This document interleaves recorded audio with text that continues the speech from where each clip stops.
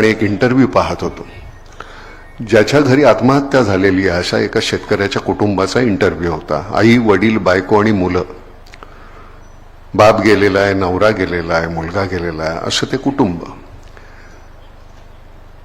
पण त्यांच्या डोळ्यामध्ये आपलं कोणीतरी गेलं याच्यापेक्षा संध्याकाळची भूक जास्त वाटली मला. कदाचित मला ते नट म्हणून असेल का जाणवलं माहिती नाही. म्हटलं आलं हे काही खरं नाही. आपण गाडी घेण्याचा विचार करतो आणि हे काय चाललंय. मग मी त्याला म्हटलं की चला आपलं काहीतरी कर्तव्य आहे माणूस म्हणून, मग हे 1.5 कोटी तू घे आणि प्रत्येकी 15,000 अशा सगळ्या त्या शेतकऱ्यांच्या कुटुंबांना दे. नाही टाळ्या.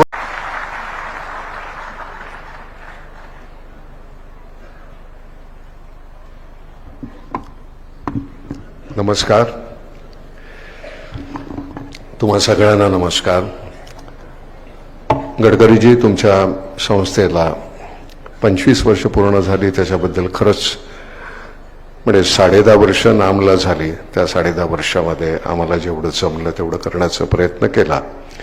25 वर्ष हा फार मोठा कालावधी आहे आणि एवढ्यामध्ये तुम्ही इतकं अप्रतिम काम केलेलं आहे. अभिनंदन. आणि हे सातत्य पुढे चालू राहील ही अपेक्षा. मकरंद हा सतत मला श्रेय देतो. त्याचं कारण 5 मिनिटंच बोलायचं असं सांगितलं होतं, त्यातली माझे 5 मिनिटातली 4 मिनिटं अजून त्यांनी खाल्ली. त्यामुळे मग त्यांनी ते श्रेय देऊन मला गप्प केलेलं आहे. वास्तविक खरं सांगतो की खरंच एकाने केलेलं काम नाही आहे. आज आमचं जर काम कोणीच पुढे चालवत असेल, नितीनजी हा आमचा गणेश थोरात म्हणून जो मुलगा आहे, इतकं सातत्यानं काम करतो. सिव्हिल इंजिनियर आहे स्वतः आणि सतत अखंड. आता आम्ही येण्याच्या 4 दिवस आधी इथे आपल्या विदर्भामध्ये खूप ठिकाणी काम चालू आहे. मी कामाची जंत्री मानणार नाही. कुठल्याही क्षेत्रामध्ये आपण जर गेलो, सामूहिक पद्धतीनं केलेलं काम हे एकट्याने केलेल्या कामापेक्षा केव्हाही मोठंच असणार. आम्ही नाटकाचं उदाहरण घेतलं तरी सुद्धा आम्ही ज्यावेळी सगळे जर असतो त्यावेळी होतो तेव्हा त्याचं नाटक, नाही तर मग ती एक स्टँडअप कॉमेडी होते. त्याला काही फारसा अर्थ नसतो. 2 मिनिटं, 3 मिनिटं, 5 मिनिटं तुम्ही ती एन्जॉय करता, पण त्याच्यानंतर नाही. नाटक एक सामूहिक त्याचा परिणाम असतो. आपल्याकडे आता ह्या इतक्या संस्था आहेत. मला कायम एक वाटतं असं की प्रत्येक वेळी आपण कुठलं काम करत असताना मला या संस्थेची मदत लागणार असेल किंवा त्यांना कळत असेल की मला त्यांची गरज आहे, त्यावेळी सगळ्यांनी एकत्र येणं फार गरजेचं आहे. हे काय आपले राजकीय पक्ष नव्हेत. आपल्याला वाटलं म्हणून आपण हे सगळं करतोय, मनापासून करतोय. त्यातून आनंद काय, तर केवळ आनंद हाच आनंद. त्याच्यातून आपल्याला मिळणाऱ्या पुरस्कार हवेत का, मला पद्मश्री व्हायचंय, पद्मभूषण व्हायचंय, हे सरकार काय करायचं ते त्यांचं ते ठरवतील. मला काय पाहिजे त्यातून, तर मला फक्त एक समाधान पाहिजे. गावाखेड्यात गेल्यानंतर लोकांच्या चेहऱ्यावर आपल्या कारणामुळे हसू येत असेल तर अजून काय वेगळं लागणार आहे. त्यामुळे तेवढीच एक अपेक्षा आहे, सतत तेवढंच करायचं. नाटकात काम करत असताना मी खरं तर तळागाळातून आलेला, अतिशय गरिबीतून आलेला मी होतो. 2 वेळच्या जेवणाची भ्रांत होती. त्यामुळे मला तिथे जाणं जास्त मला सोपं जातं. श्रीमंत मंडळीमध्ये मला ते जमत नाही. मी शहरामध्ये राहू शकत नाही. मी गावाखेड्यामध्ये राहतो. माझ्याकडे 10-12 गायी आहेत, 5-15-5-25 कुत्री आहेत, जी रस्त्यावरची आणून सोडलेली शेतावर. एक 12-14 एकर माझं शेत आहे आणि तिथे उगवलेलंच खात असतो. तिथल्या आता माझा जो आमदनी माझी आहे, तिथे जर काही नाही उगवलं तर मला इतका त्रास होतो. तर आमचा जो कोरडवाहू जो शेतकरी आहे त्याला किती त्रास होत असेल की त्याच्याकडे कधी पाऊसच जास्त झाला, कधी झालाच नाही. तर याच्या पोटी कुठेतरी, आणि आम्ही कुठल्या दुसऱ्या गोष्टी काही केल्या नाहीत का? आम्ही सगळ्या गोष्टी करतो आनंदासाठी आमच्या. पण मला खरं सांगतो, शहरामध्ये गेल्यानंतर तुम्हाला त्या भिंती आहेत, त्या भिंती मला आता कबरीसारख्या वाटायला लागल्या. फक्त स्क्वेअर फीटमध्ये आहे. तुझी किती कबर मोठी? 1000 फुटाची आहे का? माझी 2000 फुटाची आहे. त्याची 4000, 5000. त्याच्यामध्येच आभाळ पाहायचं ते सुद्धा खिडकी एवढंच आभाळ आहे. पण शहरातल्या मंडळींना, मुंबईतल्या मंडळींना, मित्रांना मी म्हटलं, गेल्या वेळी कधी आभाळ पाहिलंस? असं पाहायला वेळच नाही आहे आम्हाला. केवळ मी माझी घर, माझं 4 मंडळी जी आहेत त्याच्या पलीकडे आम्ही विचारच करत नाही. आणि मी खरं सांगतो, नाटक सिनेमातून मिळणारा पैसा, त्यातून मिळणारे सन्मान, त्याच्या पलीकडचा आनंद आम्ही ज्यावेळी नाम फाउंडेशन सुरू केलं त्यावेळी मिळाला. काय म्हणजे पहिल्या वेळी, म्हणजे हा मकरंद हा मराठवाड्यातला, तर त्याला म्हटलं बाबा हे पैसे घे, प्रत्येकी 1,500. इतक्या आत्महत्या झाल्या होत्या आणि नवीन गाडी घेऊया आपण, चला, त्याच्यासाठी पैसे जमा केले होते. आणि मग संध्याकाळी आपलं TV पाहत असताना हातात ग्लास आणि एक इंटरव्ह्यू पाहत होतो.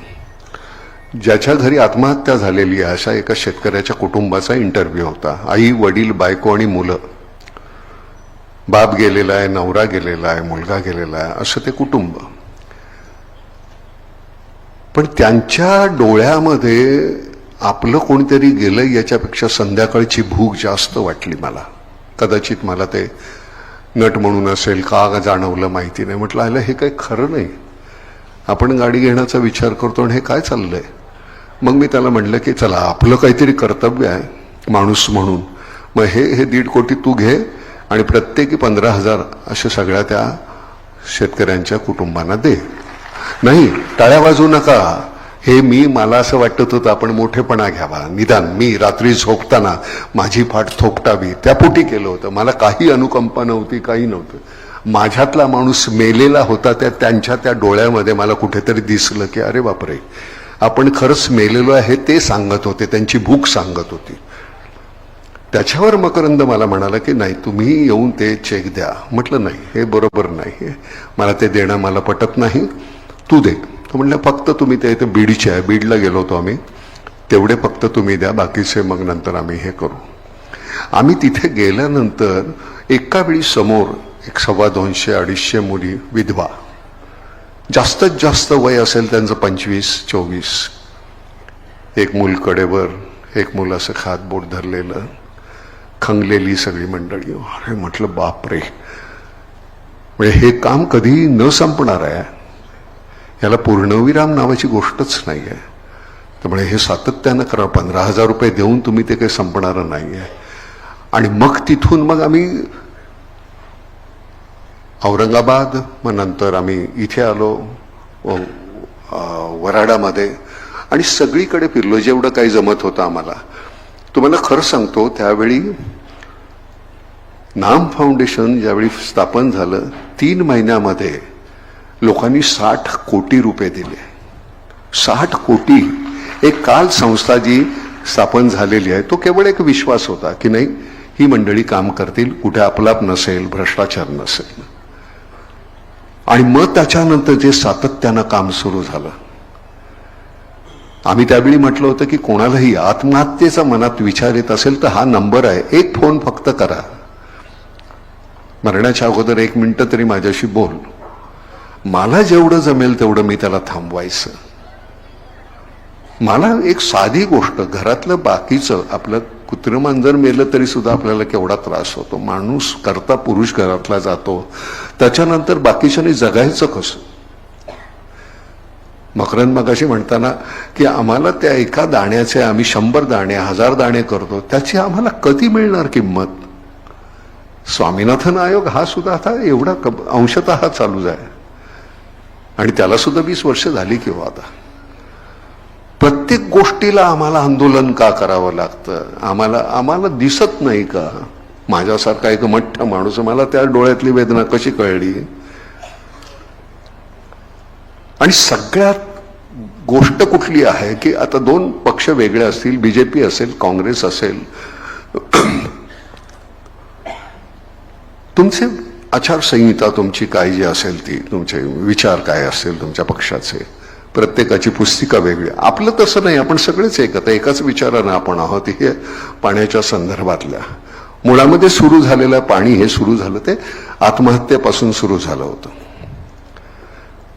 माझ्या इथे शेतामध्ये करत असताना माझ्याकडे परवानगी आहे की मी खडकवासल्यातून पाणी घेऊ शकतो. तर मी म्हटलं नाही, माझ्या जमिनीत मला कसं करता येईल. मोठं शेततळ आहे, मला पाण्याची कमी नाही, 90 फूट खोल विहीर आहे. पण माझ्याकडे जी सुविधा आहे ती प्रत्येकाकडे का नसावी? मला खरं सांगतो, मी नेहमी म्हणतो की माझ्याकडे कधी भिंतीच नाही आहेत. माझ्याकडे डोंगर आहे, इकडे डोंगर, इकडे डोंगर, इकडे डोंगर, आणि मध्ये मी राहतो. शहरामध्ये नाही राहणं जमत. आम्हाला वेळच नाही आहे. माझ्याकडे कुठेतरी काहीतरी एवढं शिजलं जायचं, ते पलीकडे जायचं, तिकडे शिजलं की आमच्याकडे याचा वास यायचाच ना. भिंती होत्या पण भिंती नव्हत्या आमच्या शेजाराला पूर्वी. आता तसं नाही. पलीकडे काही झालं तरी आमच्याकडे उत्सव चालू असतो. आपण एकमेकांशी, आपण ह्या सगळ्या संस्था, त्याचं नाव काही ठेवा तुम्ही, एक सामूहिक नाव ठेवा, आपण एकत्र ही चळवळ म्हणजे केवळ बोलण्यासाठी किंवा भाषण करतोय आपण असं तसं नाही. चळवळ आतूनच ते यायला पाहिजे. जसं म्हणतो की माझं गावच माझा भारत आहे, बस तेवढं पुरतंच करा. प्रत्येकाने तेवढं केलं की झालं, सगळं आमचं समृद्ध होईल भारत. पण आमचा गोंधळ कसा आहे, मला त्यातला श्रेय, आम्ही हे केलं, मग माझी तुमच्या बरोबरची स्पर्धा, तुलना, आणि त्यातून मग मी तुमच्यापेक्षा जास्त कसा, काही गरज नाही त्याचं. विक्रम गोखले हा माझ्यापेक्षा अप्रतिमच नट राहणार मरेपर्यंत. मी त्याच्यासमोर कोताच राहणार हे मी मान्य करायचं आणि त्याच्याकडनं शिकण्याचा प्रयत्न करायचा. मला त्याच्यापेक्षा मोठं नाही व्हायचं, मला सतत माझ्यापेक्षा मोठं व्हायला हवं. त्याच्याबरोबरीला मी जाऊ शकेन की नाही मला माहिती नाही. ते करत राहणं. आपली स्पर्धा ही केवळ आपल्या बरोबरच असावी, बाकी कोणाबरोबर नसावी. आमच्या आईला मी नेहमी विचारायचो की आई, अगं मुसलमान आणि हिंदूंमधला फरक काय आहे ग? ते म्हणले काय नाही, आपण हात जोडून नमस्कार करतो, ते हात उघडून नमस्कार करतो. किती सोपी व्याख्या आहे ना दोन धर्मातली. आम्हाला लहानपणापासून हे शिकवलं, त्यामुळे मला कधीच तू कुठल्या जातीचा आणि धर्माचा आहे मला विचारवरच वाटलं नाही. आणि जाती मला माहिती आहे, गडकरी, जाती कधी संपणार नाही.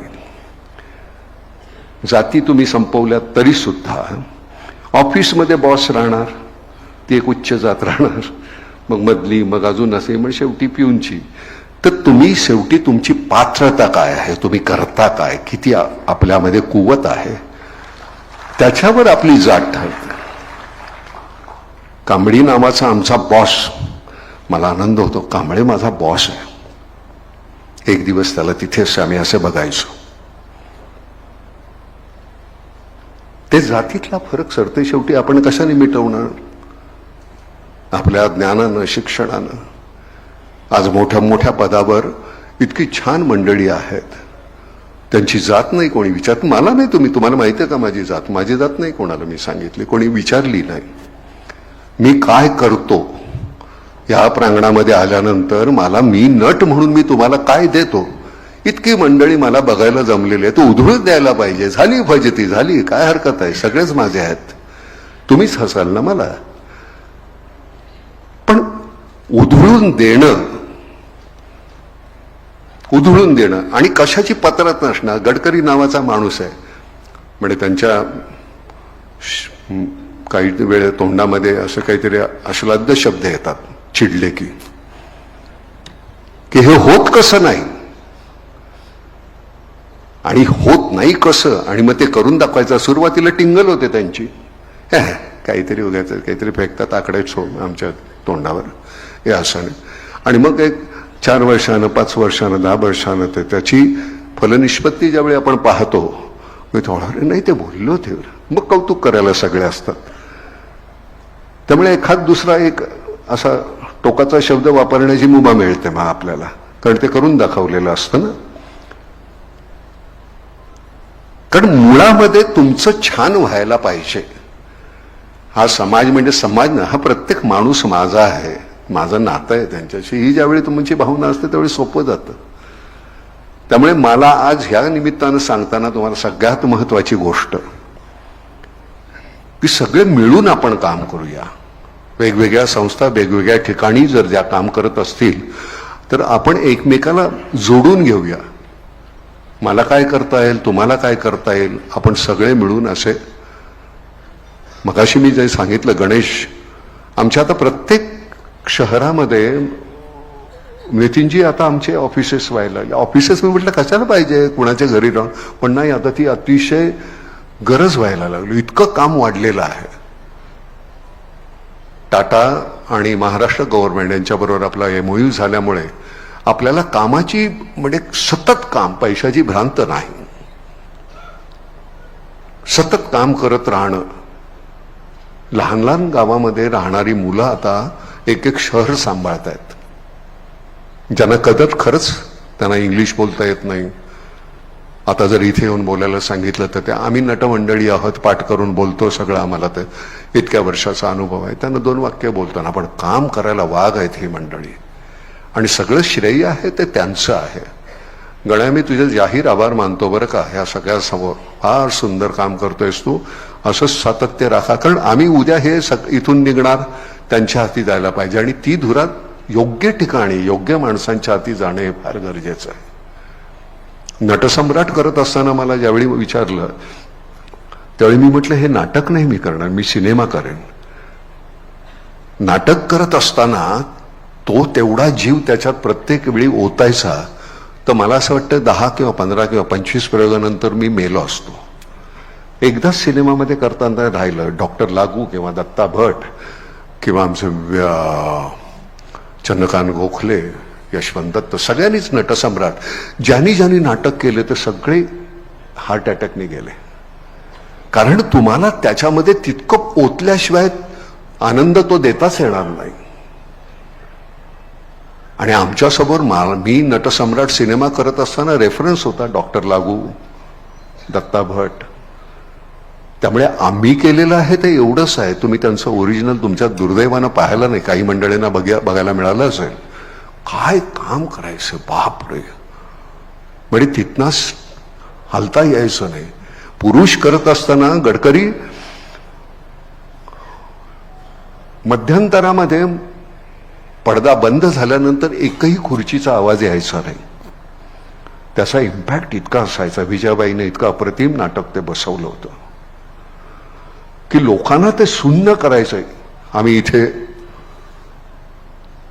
आणि मग थोड्या वेळाने कुठे ते 1 खुर्ची 2 खुर्ची असं कर. तो जो आनंद मिळायचा ना, अत्युच्च आनंद आहे नट म्हणून, तोच आनंद नामचं काम करताना मिळत असतो. इतका आनंद होतो की वा वा वा वा, या गावामध्ये हा हिरवा रंग फुललेला आहे, तो आपण काम केलंय त्याच्यामुळे. काय अजून लागतं तुम्हाला? काही लागत नाही. बरं, उद्या मरणावर विश्वास ठेवला ना की जगणं इतकं छान आहे. पण मंडळी समजतच नाही की आपण मरणार आहोत. संचय करत राहायचा. संचय किती करणार, काय करणार, सगळे इथे ठेवणार, 12 मनच लाकडं लागणार, हे लक्षातच येत नाही. अजून हवंय, अजून हवंय, अजून हवंय. आणि मग सरते शेवटी तो श्वास घेत असताना, मगाशी तू म्हणलास ना त्या प्रदूषणाच्या संदर्भात,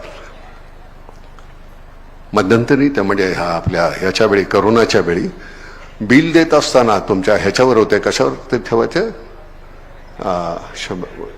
व्हेंटिलेटर. त्या व्हेंटिलेटरवर तो माणूस बिल देताना 8.5 लाख रुपये त्याचं बिल, तो रडायला लागला. तर म्हणले पैसे नाही आहेत म्हणून. का? ते म्हणले तसं नाही, जन्मल्यापासून इतका मी श्वास त्यांनी दिलेला उपराला, त्याला कधी मी धन्यवाद नाही म्हणालो, आणि त्यांनी मला कधी बिलही नाही पाठवलं. 4 दिवस मी राहिलो व्हेंटिलेटरवर, 8.5 लाख रुपये तुमचं बिल आहे. तर प्रदूषणाच्या बाबतीत ते म्हणतोय, जन्मल्यापासून आपण श्वास घेतोय, इतका छान श्वास घेतोय सगळा, 1ही रुपया नाही त्यांनी मागितला आपल्याकडे. त्याला छान ठेवणं ही आपली गरज आहे, आणि आपली गरज आहे, त्याची गरज नाहीये. त्याला जे करायचं ते करेलच तो. पाण्याचा 1ही थेंब वाया जाता कामा नये. हात धुवत असताना इथे नळ चालूच आहे, तोंड धुतोय चालूच आहे नळ. ज्यावेळी आपण पाहतो 2-2, 3-3 महिलांना पाण्याचा 1 हंडा घेऊन येत आहेत बायका. म्हटलं ही कुठलं चित्र आहे ते बघा, आणि मग तिथे काम सुरू करा. ही माणसं का अशी करतायत? आणि आता मी तुम्हाला खरं सांगतो, मी मध्यंतरी बोललो होतो की आता 75 झालं, 76 आता होतील. आता नुसतं भटकत राहायचं, गावोगाव भटकत राहायचं. ही इतकी मंडळी, फार मोठी मंडळी बसलेली आहे तिथे, ते लाईन, मी त्यांना नमस्कार करेन जाऊन. आम्ही नुकतीच कुठेतरी आतून उर्मी, आणि नट म्हणून सुद्धा तुम्हाला सांगतो, गडकरी नुसतं घरात मत बसून नट नाही होता येत. रोज नव्या दुःखाच्या शोधामध्ये आम्हाला फिरायला पाहिजे, तरच नवीन पद्धतीनं हास्य आणि दुःख दोन्ही आम्ही करू शकू. नाहीतर त्याच पद्धतीनं आम्ही जर इमोट करत राहिलो तर मॉनोटोनस होईल. नवीन दुःख, मग तीही अशी गावोगाव फिरताना मग ती नवीन दुःख दिसली. ती नवीन दुःख दिसल्यानंतर लक्षात आलं की आमचं दुःख इतकंच आहे. आम्ही त्याला डोंगराव एवढं म्हणत होतो कारण आम्ही इथे धरलं होतं. ते इथे धरल्यानंतर कळलं अरे चिमुटभरच आहे. ते आपली शहरामधली वृत्तीच अशी आहे, आपलं जसं गोंजारत बसायचं सगळं दुःख, इथं धरायचं. अरे बापरे केवढं मोठं, काही मोठं नाही आहे. खरं म्हणजे दुःख नावाची ही गोष्टच नाही, मानण्यावर आहे. माझं हे सगळं आहे, सगळं झुगारून देऊन सोडून मी निघून जायचं. मी सुद्धा मातीतच झिरपणार आहे. मग तिथं नाही का मी झिरपलेलं असताना मला थोडा ओलावा पाहिजे म्हणून मग हे पाणी वाचवण्याचा प्रयत्न करतो. गेल्यानंतर आमच्या सगळ्यांनीच हा केलेला आहे त्याग. आपण कधी करणार? किती वेळ झाला? तुम्ही किती वाजता? 10, 10:30 आलेले आहात. कशासाठी बसलाय इतक्या वेळ? काय इथे काही करमणूक आहे? काय वाद्य वाजतायत? नाच आहे? काही नाहीये. केवळ मी तर अशा ठिकाणी एवढ्यासाठी जातो की माझं कुठे चुकतंय हे मला कळावं म्हणून मी अशा ठिकाणी जातो. त्याची जाणीव होते की नाही रे, खरंच हे आपल्याला कळलं नाही, आपल्याला हे माहीत नाही. आमच्या घरामध्ये 7 भावंड होतो आम्ही. 6 गेली, मी एकटाच राहिलो. आई नाही, वडील नाही. मग मी नेहमीच म्हणतो माझ्या मुलांना किंवा ह्यांना की म्हटलं माझ्या बरोबरचे कोणीच नाहीये ज्यांना मी माहिती आहे. मी सगळ्यात धाकटा. म्हटलं मला दरडावणारा, मला मारणारा किंवा पाठीवर हात फिरवणारा तसा कोणी नाही. त्यामुळे मग इथं गेलो की गावाखेड्यामध्ये एखादा कोणतरी वयोवृद्ध नुसतं चेहऱ्यावर अशा त्यांनी असं नुसतं केलं की असं वाटतं आई वडील भेटले पुन्हा नव्यानं.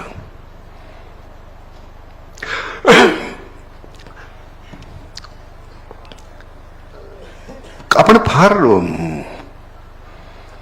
तसे सुदैवी आणि दुर्दैवी आहोत. आपल्याला वेदना कळतात, त्याची जाणीव असते. फक्त आपण ती त्या क्षणिक होते आणि त्याच्यानंतर आपण विसरत जातो. तशापेक्षा आपण तिथे थांबायला पाहिजे. म्हणून मी आता महाराष्ट्र सोडावा का असा विचार करत होतो आणि कुठे अगदी गावाखेड्यामध्ये डोंगरामध्ये जाऊन मग तिथल्या लोकांची काही तिथे मला काही करता येईल का. माझ्याकडे थोडेसे साठवलेले पैसे आहेत.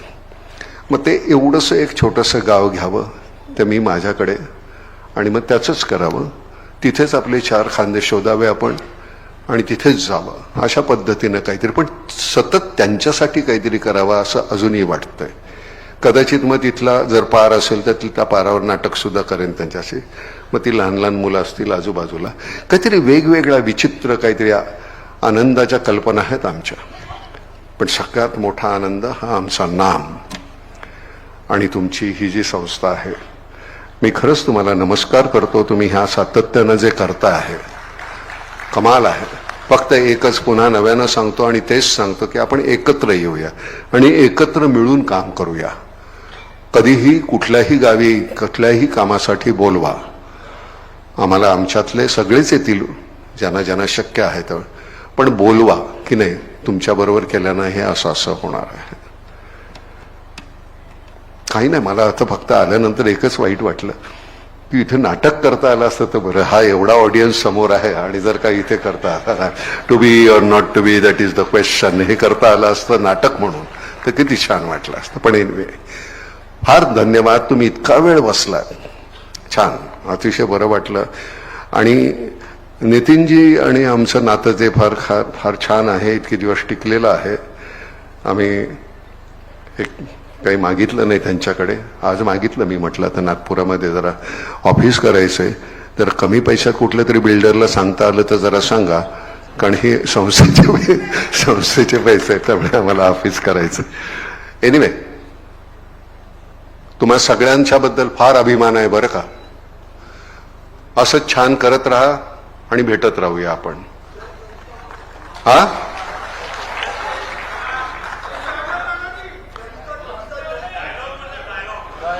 मला जोपर्यंत कानाला पैशाचा छनछनाट ऐकू येत